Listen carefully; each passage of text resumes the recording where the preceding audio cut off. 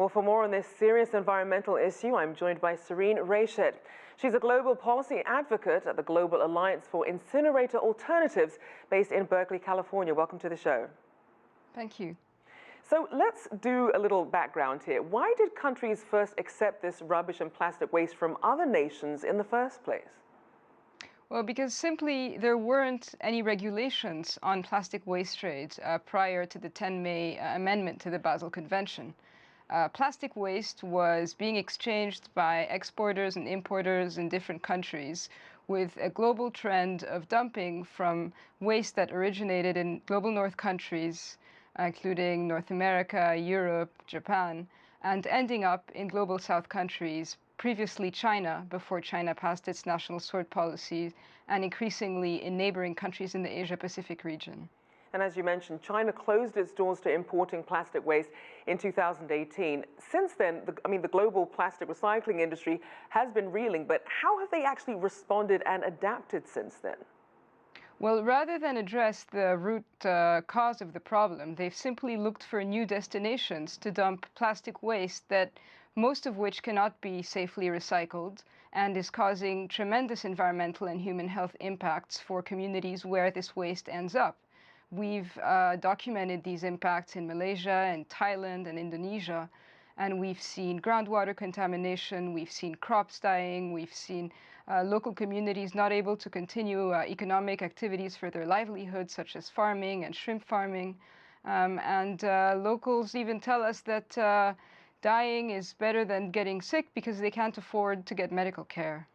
So then give us an idea of what's happening in the pipeline. You have consumers putting their things in these recycling cans, and then you have now this issue of some of this being mislabeled and also contaminated, as we saw with Canada and the Philippines. Where does that tend to happen in the supply chain? Well, transparency from the start. Global North countries are trumpeting high recycling rates, but really there's no transparency in terms of what happens to these recyclables.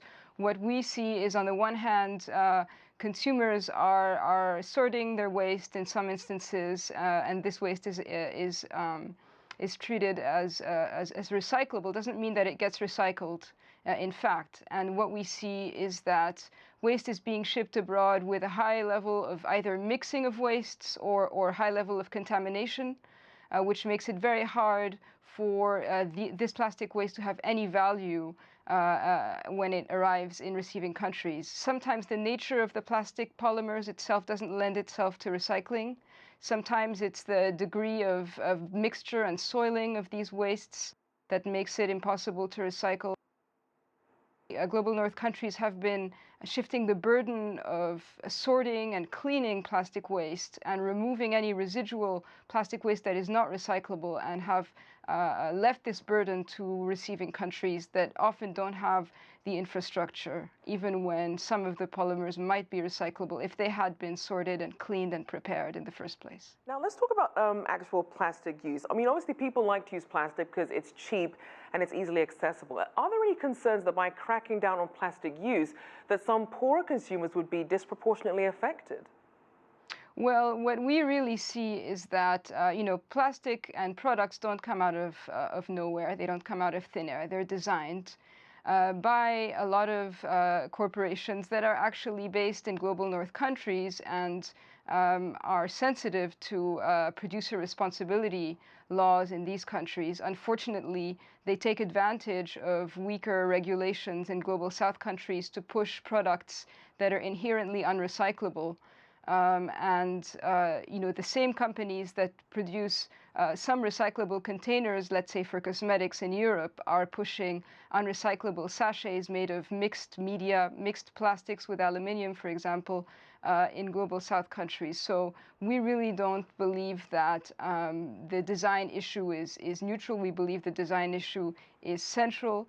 Waste doesn't happen by chance, and waste can be designed out of our economy if we choose to do that. And just quickly, obviously this UN pact really clamped down on plastic pollution. What would be some effective ways to really enforce and implement these rules on the ground?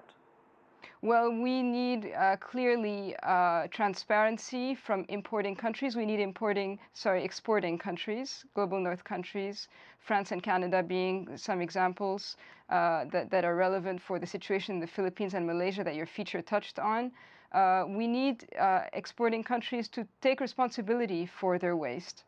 But we also need importing countries to be aware that the amendments that were voted at the Basel Convention are important but imperfect.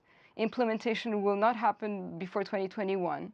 And countries, that's why, Malaysia, for example, has moved to ban plastic waste imports, is taking measures to send trash back, because importing countries have to protect themselves. It's their sovereign right not to allow potential pollution to come in through their borders.